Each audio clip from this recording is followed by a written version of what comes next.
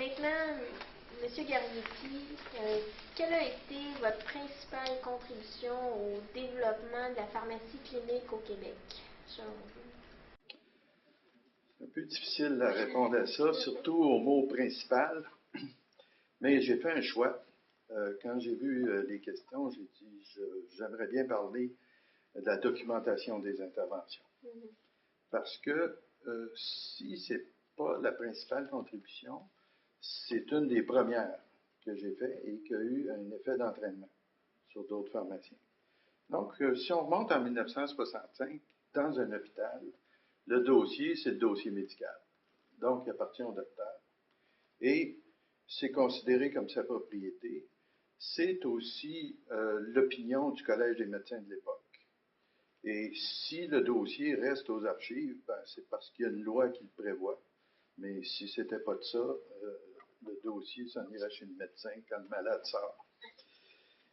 On tolérait, les médecins, malgré tout ça, toléraient l'accès par les infirmières au dossier, l'accès pour le consulter et l'accès pour écrire des observations. Mais moi, à l'époque, je me souviens très bien, les notes des infirmières étaient des observations. Ce n'étaient pas des opinions. Ils étaient là jour et nuit pour observer et noter les observations au dossier. Donc, ils ont, comme nous, commencé à donner leur avis, mais beaucoup plus tard. Et c'était en 65, le début des contestations de cet état-là où les médecins disaient c'est notre dossier. Il y a eu un débat entre les psychologues et les psychiatres. Parce que les uns et les autres voulaient voir les notes qui étaient prises suite aux entrevues. Dans certains hôpitaux, on disait aux psychologues, vous n'avez pas le droit d'écrire dans le dossier. Donc, faites un dossier à part, là, puis tout ça. Donc, c'était le portrait en 65. Est-ce que c'était seulement en milieu psychiatrique ou c'était répandu dans tout le... C'était généralisé. L'accès au dossier, c'était très secret. Puis, donc, et même, on peut se souvenir que le patient n'avait pas son mot à dire là-dessus. Là. Si le patient disait, je vous autorise à aller voir mon dossier, là, c'était pas comme ça à l'époque. Là. Le médecin avait un droit de veto. Puis, donc, à Baie-Saint-Paul, lors de mon début, mon premier emploi, comme il y avait tout à bâtir, la même chose pour les dossiers. Donc, je me suis dit, si une intervention mérite d'être faite, une intervention professionnelle, elle mérite d'être documentée. Et je me disais, les médecins, les avocats, les ingénieurs, les arpenteurs, les comptables, ils documentent ce qu'ils font pour leurs patients ou leurs clients. Ils signent leurs plans, ils signent les dossiers, ils signent des états financiers pour les comptables. Donc, les pharmaciens, à ce moment-là, ils notent ce qu'ils donnent aux patients en termes de médicaments, mais ils ne notent pas ce qu'ils font pour le patient, contrairement à d'autres professionnels. Alors, je me disais, si je fais une intervention comme advocate du patient, ça devrait être vu quelque part ou documenté. Donc, c'était relativement plus facile qu'ailleurs. Comme je vous l'ai dit, c'était un milieu où les médecins étaient salariés. Donc, on pouvait discuter. Ils étaient là de 9h à 5h, comme nous. Donc, ils étaient présents et on pouvait faire le débat un peu. Alors, moi, j'ai dit à ces confrères-là, écoutez, mon temps est aussi précieux que le vôtre. Si on perd des minutes à se courir, c'est pas productif. Donc, je préfère écrire dans le dossier et ça va rester là, d'une part. Deuxièmement, je disais aussi que les guerres de clocher que je constatais dans d'autres hôpitaux, c'est le patient qui est la victime. S'il y a un délai de traitement, on n'a pas à faire subir ça au patient. Et évidemment, comme ces médecins-là étaient déjà des salariés, ils étaient plus réceptifs à l'idée. Ensuite, je me disais qu'il faut laisser des traces des instructions qu'on donne au personnel technique. Puis, dans certains cas, des traces de ce qu'on dit aux infirmières, pas uniquement dans le cas des médecins.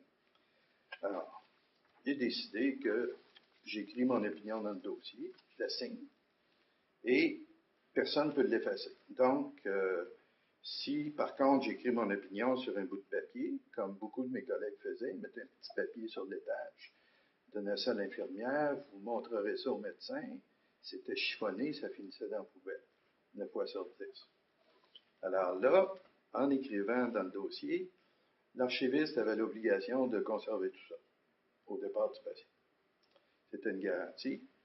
Deuxièmement, mais en plus, si l'opinion est écrite au dossier, la balle est dans le camp de l'autre. Évidemment, s'il n'est pas d'accord, là, il doit se documenter avant de rebondir. Encore une fois, il y a beaucoup de situations où ça finissait là par paresse de l'autre, qui avait partie d'arguments, mais peut-être pas assez. Donc, qu'est-ce que ça veut dire documenter? Et c'est là que j'ai trouvé, après coup, que j'ai eu une contribution pour la pharmacie hospitalière. Ça veut dire avoir confiance en soi. Pour faire ça, là, il faut avoir confiance en soi. Il ne faut pas avoir peur d'affirmer son rôle et son expertise.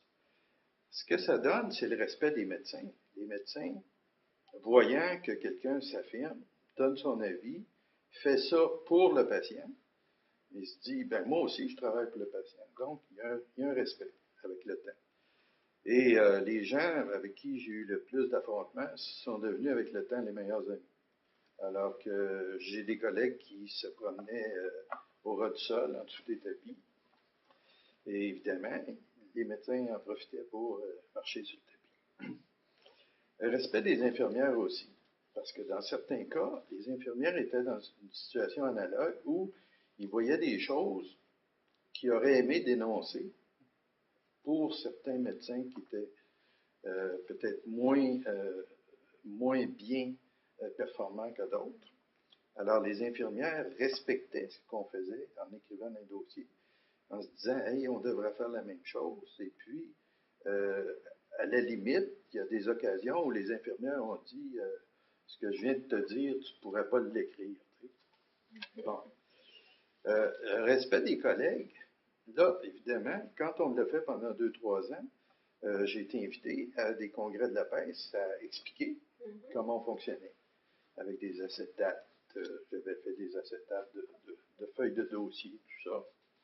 Et ça a eu un effet d'entraînement. Encore des gens aujourd'hui qui disent en blague, là, t'es mon idole. J'ai dit comment ça? Ben, je me souviens de telle conférence où tu nous as parlé que tu écrivais des dossiers. Ça nous a impressionnés. Puis on a commencé à le faire dans les années qui ont suivi. Alors, c'est à partir de témoignages comme ça que je pense qu'il y a eu un effet d'entraînement qui fait que les pharmaciens ont cessé d'avoir peur. Parce que le fait d'écrire, c'était une affirmation. Alors, moi, c'est un des points de ma contribution, là. Et puis, ça prend des années à le réaliser. Oui, puis est-ce que c'était reconnu dans la loi ou est-ce que ça l'a été plus tard? Est-ce que les pharmaciens ont maintenant le droit d'emblée d'accéder au dossier? Bon, alors, ça a été très long. Je n'ai pas amené avec moi, là, mais j'ai dans mes archives des échanges de lettres avec le ministère, avec le contentieux du ministère. Il y a des échanges qui sont passés par le biais de l'Association des hôpitaux. Mais à la longue, même si la loi ne le prévoyait pas, elle ne le défendait pas. Okay. Et avec le temps, l'Association des hôpitaux en est venue à dire au Collège des médecins, écoutez, c'est fini, là, c'est plus votre dossier. Alors, c'est venu par petits morceaux la reconnaissance. La reconnaissance finale est venue en 91, quand moi à ce moment-là, j'étais au ministère de la Santé. On a réécrit une partie de la loi sur la santé et services sociaux, et dans la section de la réglementation sur la tenue de dossier, on a prévu un espace pour le pharmacien pour qu'il note ses interventions. Okay. Mais encore une fois, il fallait faire ça prudemment parce que il ne faut pas mêler la législation des hôpitaux puis celle des professions. Alors, si les lois professionnelles prévoient l'obligation pour le pharmacien de documenter dans le nouveau code des professions, c'est la loi des hôpitaux qui permet à quelqu'un d'écrire dans le dossier. Okay. Alors, la loi des hôpitaux, quand on l'a fait en 91, je dis on avec Yvan Asselin, les avocats du ministère, c'était de permettre ce que la loi de pharmacie prévoyait, OK. de permettre l'accès et en même temps de s'assurer que l'archiviste ne met pas de côté une section du dossier. OK. Alors maintenant, c'est reconnu, mais l'obligation vient de la loi de la pharmacie et des règlements. Elle ne vient pas de la loi des hôpitaux. La loi des hôpitaux permet de le faire. OK. Et les interventions des pharmaciens, en quoi elles ont contribué, de quelle nature elles étaient plutôt là, pour contribuer au bien-être des patients, à l'amélioration des soins? Ben, c'était de plusieurs natures, évidemment, comme tout ce qui est clinique, là. Si un médicament est susceptible de créer ou de donner un effet secondaire, bien, à l'époque, là, c'était moins sophistiqué que maintenant. Souvent, c'était des choses comme ça. Moi, j'étais dans un milieu psychiatrique et il y a des classes de médicaments comme les phénothiazines qui donnaient de la photosensibilité, disons. Alors là, on avertissait le médecin, ces patients-là vont jouer dehors. Est-ce que... Bon, alors des choses relativement simples. Comme ce n'était pas... C'était un hôpital de psychiatrie et il y avait beaucoup d'alliération mentale aussi. Alors, il y a des remarques qui étaient faites souvent sur les moments de prise de médicaments, les interactions avec les aliments. Là, on savait qu'on avait un contrôle parfait parce que souvent, ces patients-là ne mangeaient pas seuls. Donc, lorsqu'il y avait des choses comme ça, ça allait très, très bien. Puis pour les infirmières, à cette époque-là, il y avait dans l'hôpital de Saint-Paul, il y avait une école d'infirmières. Il y avait encore une école d'infirmières. Ce qui fait que la formation était variable selon les années. Donc, il y avait une partie qui était aussi didactique. Quand on mettait des notes, il y a des infirmières pour qui, oui, c'était du connu, puis pour d'autres, c'est un apprentissage. Okay. C'était une façon de diffuser de l'information. Une façon de diffuser, puis tout ça. Mais c'était plus, quand on en parle aujourd'hui, là, c'est plus un cadre de pratique de la pharmacie que des choses pointues sur le plan clinique. Mais on sait que quand on a des connaissances pointues, il faut avoir le cadre pour pouvoir s'en servir, puis pour que ça puisse bénéficier aux patients. C'est pas la connaissance elle-même, là. C'est comment on s'en sert. Alors, c'était une contribution majeure. Pas majeure, mais assez pour la choisir parmi d'autres. Merci.